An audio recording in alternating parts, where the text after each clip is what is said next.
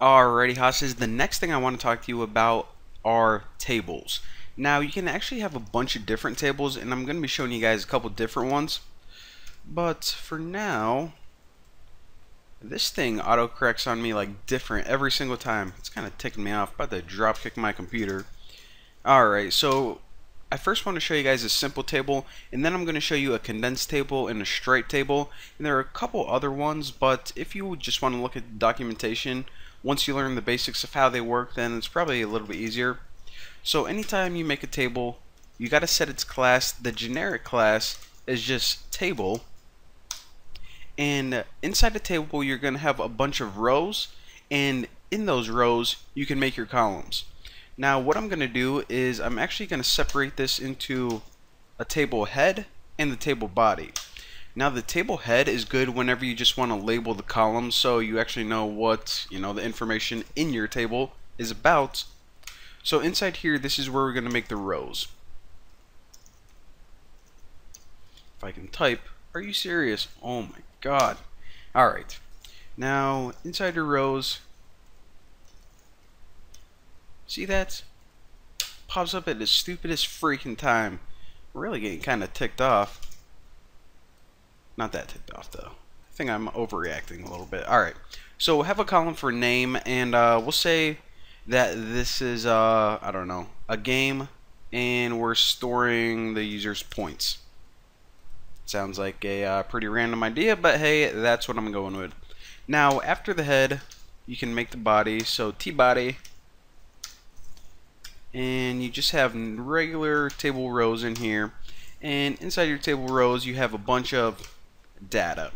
So the first one will be, what's the name of the first person? Bucky Roberts. That sounds like a pretty cool dude.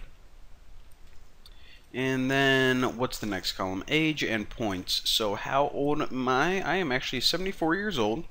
And how many points do I have in whatever the heck game we're playing? 8,760. I'm pretty good at this game.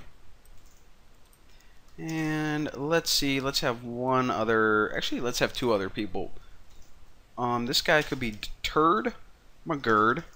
That sounds like a realistic person, and he or she is 13 and they only have 5 points. They suck. And let's have one more so we actually have some cool data to look at. This is I don't know. It's a foreign name, but that's all I can think of right now. And they are 18, and they also, actually let's give them 32 points. Alright, so that's your basics of a table. Now if I run this, check it out. So this is your generic table. Here's your header, and there is all your data. And now let me show you guys the difference between this. Actually, let's tighten this up a little bit. And we'll keep this one too. So the other one, what can I show you next? I'll say condensed. Now I actually like condensed tables a lot. They're my favorite because if you look at this one, everything's kind of big and spaced out, and whenever you have a table, you're usually looking at some kind of data and you want to see it, kind of tight together. At least I do. So condensed, and might as well create the other one right now.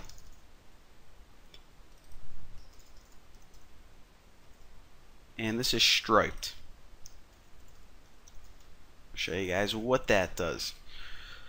Alright, so as you can see, I messed something up, and that is because, yep, I need to put the name table and then copy that, because we're actually using two classes. So this first class just says, okay, this is a Bootstrap table, and the second one says, how do you want to style it, overriding the default styling.